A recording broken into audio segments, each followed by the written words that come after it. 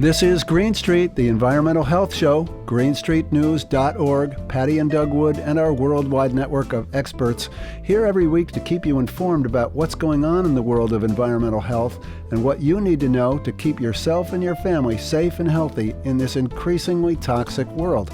Welcome back. Cell towers are all around us, and millions of people around the country depend on them to keep them connected.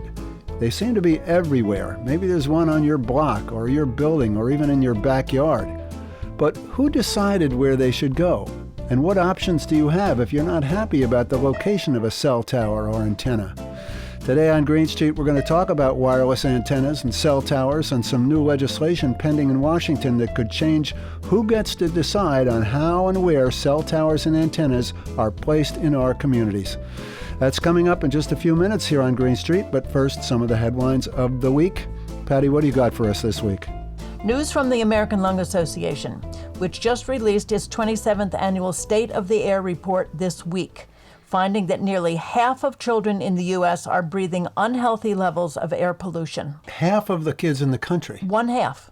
In California, this includes 7 million children, with more than 8 out of 10 residents living in counties affected by unhealthy air. Jeez Louise. The report analyzed air quality data from 2022 to 2024, grading counties on ground-level ozone pollution, also known as smog, and particle pollution, also known as soot. Los Angeles Long Beach was once again ranked as the most ozone-polluted city in the nation. Bakersfield ranked as the most polluted for annual particle pollution, even as the 2026 report showed ongoing improvement for that area. You would think that, cities that are on the coast, of the Pacific Ocean would kind of get a... Yeah, but the vehicular traffic Wow. is unbelievable. Yeah. Ground-level ozone pollution, also known as smog, is a powerful respiratory irritant whose effects have been likened to a sunburn of the lungs. Inhaling ozone can cause shortness of breath, triggering coughing and asthma attacks, and can cause premature death. Though progress has been made over the years to clean up ozone, that progress is fragile, and more communities are seeing their worst ozone levels in years. The number of people living in counties with unhealthy ozone pollution increased compared to last year's report. More than 129 million people, roughly 38% of the nation's population, live in counties with failing grades for ozone. Remember what, in COVID, things got so much better? Yeah. But I guess That's because people stayed inside. Extreme heat, smoke, and other factors can contribute to the formation of ozone. And we're talking about also wildfires. Yeah. And they have been growing in number. Yeah. I mean, the frequency of wildfires is really, really changed over the past decade. Yeah. Infants, children, and teens are more susceptible to the health impacts of air pollution because their lungs are still developing. According to the report, children breathe more air for their body size than adults and experience frequent exposure to outdoor air. Of course, that's where they belong, right? Playing outside. Yeah. Exposure during childhood can lead to reduced lung growth, the development of new asthma cases, and an increased risk of respiratory diseases. The American Lung Association expressed concern regarding the current trajectory of the EPA. The report noted that the EPA has retreated from its public health foundation by rolling back clean air protections and eliminating health-related information from its economic analysis. This change means the financial and healthcare costs of pollution to families and communities may not be fully accounted for as policies are altered. Yeah, so if you don't look at the financial cost, then you don't have to, you don't worry about it. If they don't keep records of how this is affecting people.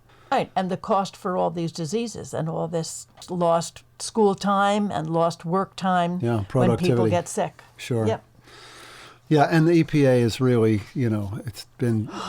they keep stepping back and stepping back and stepping back from all the progress that we've made in years. We're just deregulating every polluting industry. It's all about making money. Nothing else matters. We have to see some change here. Yeah, no kidding. Yeah, we really need to see some change. All right, what else you got? Well, this is really interesting. A new bill in Congress would direct the U.S. National Highway Traffic Safety Administration to evaluate both the effectiveness of its federal vehicle flammability standard and the health risks from the chemicals used to meet it. The findings would be used to create an updated standard that improves fire safety while reducing driver and passenger exposure to cancer-causing and neurotoxic flame retardant chemicals. You don't think about it, but I guess it's the same. Every single car. Yeah, Yep. it's in the foam, I guess, and Yep. it's also in the plastic. If it's in the plastic casing of your television, it's probably in the plastic dashboard and everything else. The bill follows a 2024 peer-reviewed study led by Duke University and the Green Science Policy Institute that found harmful flame retardants in the interior of every car they tested. Oh, man. Of the 101 cars tested, 99% contained a flame retardant currently under investigation by the U.S. National Toxicology Program as a potential carcinogen. Every single car they tested. Every single car. Most cars had additional flame retardants present, including 2 California Proposition 65 carcinogens.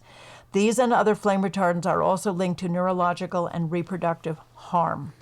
Car manufacturers add flame retardant chemicals to the seat foam to meet an open flame flammability standard that was introduced without any research in the early 1970s and has remained unchanged. Well, it sounds like a good idea. Let's make these things non-flammable so that, when there's an accident and there's some fire, we're not going But to... there is no data showing the standard reduces vehicle fires, deaths, or injuries. And according to the International Association of Firefighters, quote, these harmful flame retardant chemicals do little to prevent fires for most uses and instead make the blazes smokier and more toxic for victims and especially for first responders. Yeah, I was just going to say, Yep. the smoke is really, really Yep, toxic. Really. Arlene Blum, Executive Director of the Green Science Policy Institute and our frequent guest here on Green Street, said, quote, this 55-year-old standard is a misguided holdover from a bygone era. It's uncertain whether this standard has ever provided any benefit, even in the days when smoking while driving was commonplace. What is certain is that these chemicals pose a serious health risk to drivers, passengers, workers, and especially to children. These things are toxic, Patty, even if they're not burning, right? That's They're right. toxic just sitting there, That's existing right, in your car. because they outgas. outgas. Open flame flammability standards have a history of unintended health consequences. Studies have shown that the average U.S. child has lost 3 to 5 IQ points from exposure to a flame retardant chemical that was used for many years to meet these standards in cars and furniture.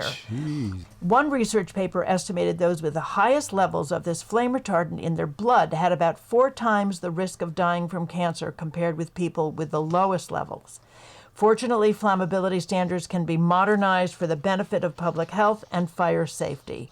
12 years ago, California's flammability standard for furniture and baby products was updated to a modern standard that was met without any flame retardants. This update has increased furniture fire safety and led to lower levels of flame retardants in our homes and in our bodies. Yeah, good for Arlene Blum. Yeah, She's on it, boy.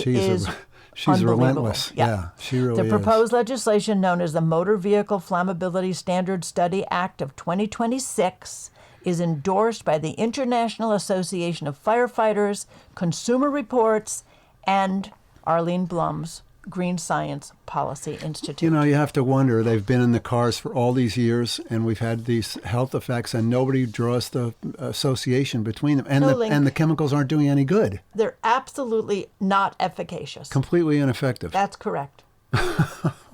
But they're there, and through inertia, I guess they're good for the chemical companies that are selling the product. But This is what we're beginning to think over and over and over. This is just money for the chemical industry. And some of these chemicals are known to be harmful to humans and the environment, and they continue to use them, continue to sell them. Thanks, Patty. You're welcome.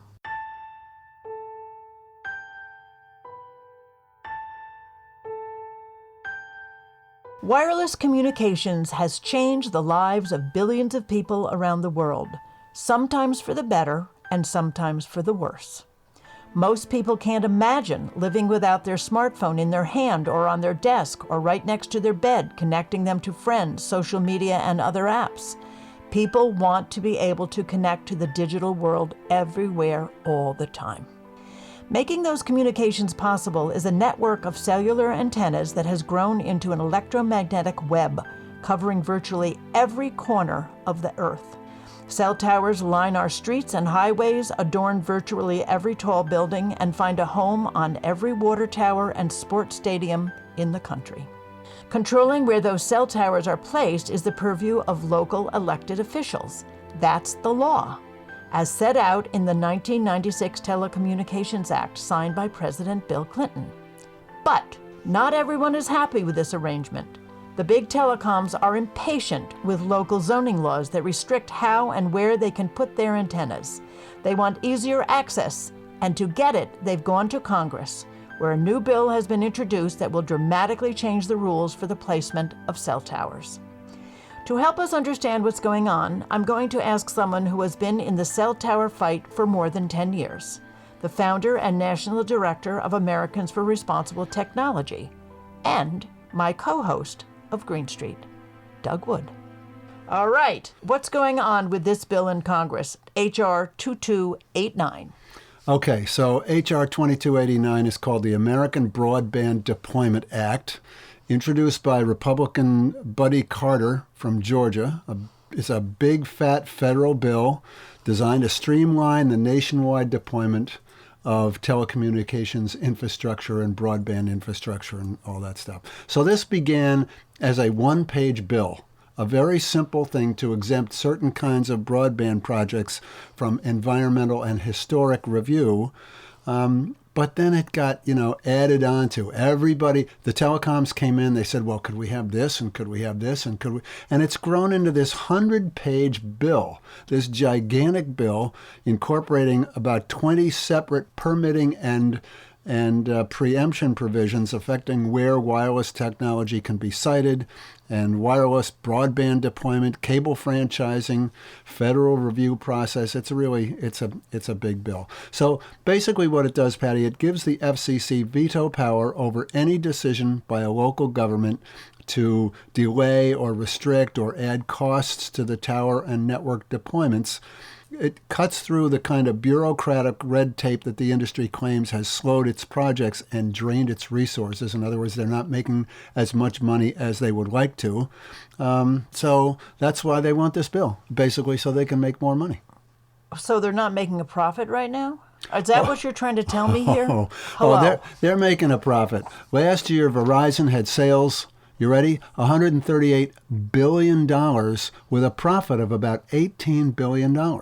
AT&T had income of $125 billion, profit of $24 billion. T-Mobile had sales of about $77 billion and a profit of $11 billion. So there's no lack of profit here. It's not that they're not making enough money. They just want to make more money than they're making. All right, let's just go back again. So what does the current law say?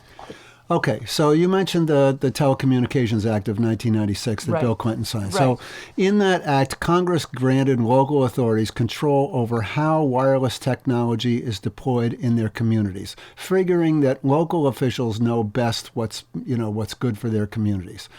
Now, there are certain things that local officials can't do. They're not allowed to do. They're not allowed to discriminate among, various providers of wireless services. They can't they can't prohibit or have the effect of prohibiting the provision of personal wireless services. So you can't say you can't put your antenna anywhere in our town. They can't fail to act on an application for a wireless facility. They can't deny an application without a written record supporting why they're denying it with substantial evidence. And here's one. They can't regulate the placement, construction, or modification of a wireless facility based on environmental effects of radio frequency emissions. Right, and that environmental effects has actually included health effects. Well, it was interpreted by the court, Interpreted by the court, and so it set a precedent, right? Yeah, that's right. And so you got to figure they put this in there for a reason. They knew darn well. They knew back then that there was emerging science coming out showing, in fact, that the studies go back to the 1950s and 60s with the military, where they were showing negative impacts from exposure to RF wireless radiation. So anyway, so those are the things that local governments can't do. But other than that, they're allowed to do everything. It's kind of like the Constitution. It gives certain powers to the federal government. Everything else is reserved to the states. Right, and they've been allowed to keep these cell towers from being placed in front of nursery schools Yeah. and in front of, hospitals and so on and so on, and in front of important historic buildings and Exactly. so on, in And certain districts within their town. Sensitive environmental areas, Sensitive things like environmental, that. yeah. So that's right. Local people have had the control, be able to say, I'm sorry, you can't put your antenna right there in front of Mrs. Smith's house. You have to move it down the street. And they've also been allowed to do that based on aesthetic reasons. That's right. Right. We don't like the look of it here, so we don't want it here. We want it 3 blocks, south. Right. You can't put a cell antenna in the middle of our town square. You're going to have to, move it somewhere. But what's actually in the new bill? What is changing? Okay, so this existing law from 1996. So this is basically a laundry list of things that the wireless industry has trying to do for years. First of all, it limits what the local government can do in terms of placing antennas in the public right-of-way, which is where they all go, basically. It's along streets, along highways, which is where the telecoms want their antennas, right? That's where they want to put them.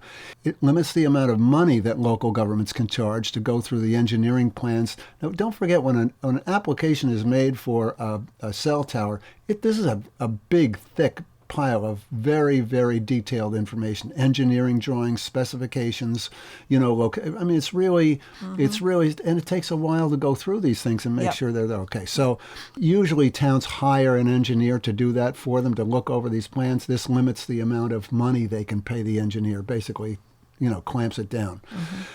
It sets these shot clocks for applications. And if the local officials miss the deadline for any reason, then the application is deemed approved. So somebody comes in with an application, the local officials say, gee, this looks interesting, but let's think about moving it down the street. And, if they don't act on that antenna application within a certain amount of time, it automatically gets approved. So if there's a question about it, or they think there's some... Or their engineer is on vacation or sick. Yeah. Or there's COVID. And it doesn't matter. Yeah. Doesn't matter. The time starts as soon as you put that application in. That's the shot clock. The clock starts, and if you don't make it by the time the time runs out, it's automatically approved. They can go ahead and put the antenna up. Wow. And finally, it allows the telecoms to ignore the current regulations around historical areas and environmental areas. It allows them to just put their antennas where they want, and they don't have to worry about that. So, it's really... Okay, so astonishing. This is a little worrisome, but what's the status of the bill right now? Well, the bill has passed the House Energy and Commerce Committee. It passed by a vote of 26 to 24, pretty much along party lines, and now it's on its way to the floor of the House for a full vote, so it could come up pretty much whenever the Speaker calls the bill. I want to go back for a second and just explain. Telecoms want to put their antennas where it's the easiest for them to get to, because it's the lowest cost for them. Right. So naturally, they're going to want to put their antennas, along the street where people live, in commercial areas or wherever it's. They don't want to have to move it, to some area that's not easily accessible. And I understand that, but in this case, local officials won't be able to control how that gets done. So, all right, let me step back for a second. So we are living at a time where we're beginning to move the ball on the science on whether or not this RF radiation causes cancer, neurological impacts, reproductive problems, etc. And I think everybody in Congress should have a copy of the Ramazzini study. It's a study that was done in Italy, and it's the Ramazzini Institute is actually funded in part by U.S. dollars, right? Yeah. And they did a very, very well-designed and well-conducted study. Simultaneously, while the NIH was doing their study through the National Toxicology Program, and they both came up with the finding that this type of radiation increases the risk of cancer. Absolutely. There was clear evidence of carcinogenicity, not only from a cell phone, but also from an antenna. I also want to mention that there was a court case, back in 2021, based on the FCC's decision to keep its human exposure standards, which were developed in 1996. Well, no, I'm sorry. They were adopted in 1996 based on science from the 1980s. So these are the human exposure limits that we're currently living under. And there was a court case about that brought by our friends at Environmental Health Trust and the Children's Health Defense about whether or not the FCC was really looking at the science. And in 2021, the U.S. Court of Appeals in the D.C. Circuit ruled that the FCC's decision to keep its old human exposure standards was arbitrary and capricious, which is the legal term to basically show that there's no basis for it. Claiming that the FCC had not really looked at the science that has been developing over the past number of years, showing the very serious health impacts of exposure to long-term exposure to wireless radiation, especially for children. And the court basically said to the FCC, we want you to go back and take another look at the science. And this time you're going to have to base your decision, if you decide not to change your standards, which have been in place for 40 years, if you decide not to change them, it's got to be based on some facts. It can't just be based on your opinion. So that the FCC, that was back in 2021, and the FCC has basically sat on it for 5 years. Unfortunately, the court didn't say you have to decide by such and such a time.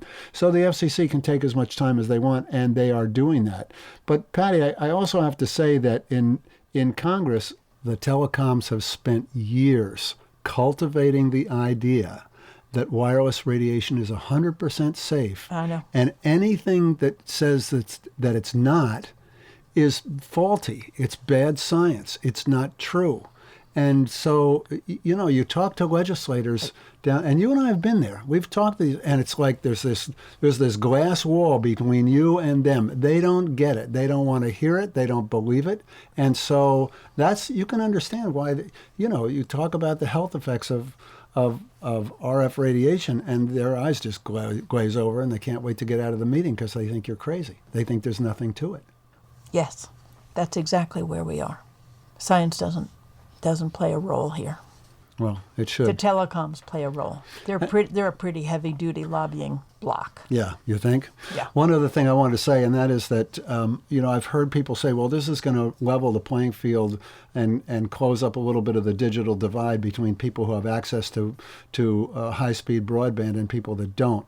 Wireless broadband is not the same as fiber optic broadband. Two completely different things. So if you're getting your internet from a cell phone tower where the speed goes up and down depending on how many people are using the tower, that's not the same as a fiber optic connection where it's super fast. And I'm afraid that one of the things that's going to happen is that we're going to see another digital divide come up between people who have fast internet, those are the people that have fiber optic connections, and people that have slow internet, slow broadband, essentially. And those are the people that are trying to get their internet from cell towers. Cell towers, that's great in an emergency. And it's great when you're riding down the road, you want to find the address of the nearest restaurant or whatever it is you're doing. But in terms of leveling the playing field for communities that have been historically disadvantaged because they don't have fiber, they don't have access to broadband, trying to pretend that we're going to do this through wireless devices is completely ridiculous and really unfair to those people. So, like I say, we could end up with a whole nother generation of digital divide where, again, some people have access to the broadband through fast, hardwired, fiber optic connections, and other people don't. And I guess, that's what's going to happen unless we stand up and say no. So what can people do? Well, we've got a lot of information about wireless in general, and we've got a lot of information about this bill on our website, which is Americans4RT.org. Americans4RT.org. greenstreet.org. And there you're going to find not only a lot of information about this bill 2289, but you're also going to find other information that we have on there about wireless in general, and about cell phone towers and how to get a group going if you want to object in your community, and also what kind of local zoning laws your local officials could pass that would protect you if 2289 doesn't pass. And I think, look, this is all about local control. There are a lot of people who are opposed to this bill because they know that local officials who are elected by the people in the community know best how to handle the deployment of wireless technology in their neighborhoods. And, you can't dictate these things from Washington. Even though the FCC would like it that way and the telecoms would like it that way, that's not good public policy, and that's not good for people. So a lot of local officials are pushing back. The League of Cities is pushing back. The League of Counties is pushing back and saying, look, we don't like this bill. We don't think it's good for Americans. And so we'll see where it goes. But right now, the telecoms certainly are spending as much time as they can trying to make this happen. Time and money. Time and money. Yep. Which they got plenty of. Which they have a lot of because they make a huge profit. Well, look, wireless communications have been growing like crazy. I mean, you walk down the street and try to count how many people don't have a cell phone in their hand. Very, very few. I know you don't have a cell phone in your hand. I realize that, and it's annoying when you go out and you don't have your phone, and I can't get in touch with you. But I understand you don't want to have a cell phone with you. That's okay. It's a little ironic, right? But seriously, I mean, the world has become a wireless world. Everybody's got a cell phone. Everybody's dependent on their apps and their things to communicate. And I understand that. And we're not talking. I want to be clear. We're not against technology. Technology is fine. It has its good things and its bad things. And we're not saying we can't have any technology. We're just saying local control is better than control from Washington, D.C. We don't want the FCC to be able to override what your local officials have decided about where to put cell antennas. Which is best for the community. In your town, your Correct. city, your neighborhood, Yep. whatever it is. Yep. I mean, that's just, Absolutely. I think anybody can back up and say, well, that can't be right. I mean, there is such a thing as home rule. And again, back when Congress wrote the law, before the wireless companies were so big and powerful, the Congress reserved for local officials the right to manage the deployment of wireless technology. I mean, the exact language of the law is, and I quote, "Except as provided in this paragraph," which are the things we talked about, "nothing in this act shall limit or affect the authority of a state or local government or instrumentality thereof over decisions regarding the placement, construction, and modification of personal wireless service facilities," unquote. So in other words, we're giving local officials the right to control this. So, that's been the controlling law for 30 years, and it doesn't seem to have really hampered the growth of the wireless industry. Just take a look around. There's antennas everywhere. This is just a plain old power grab, an effort by big, rich corporations to pressure Washington into giving them what they want, regardless of how it impacts people's lives or tramples on their rights. H.R. 2289. People need to know what's going on. We've been speaking to Doug Wood, founder and national director of Americans for Responsible Technology, talking about this bill pending right now in Congress that would take away local control over the placement of cell towers or cell antennas in communities across the country. That's going to do it for this edition of Green Street. Don't forget, you can always find more information about our shows at our show website, greenstreetnews.org. Doug and I will be back next week with another edition of Green Street. Thanks for listening.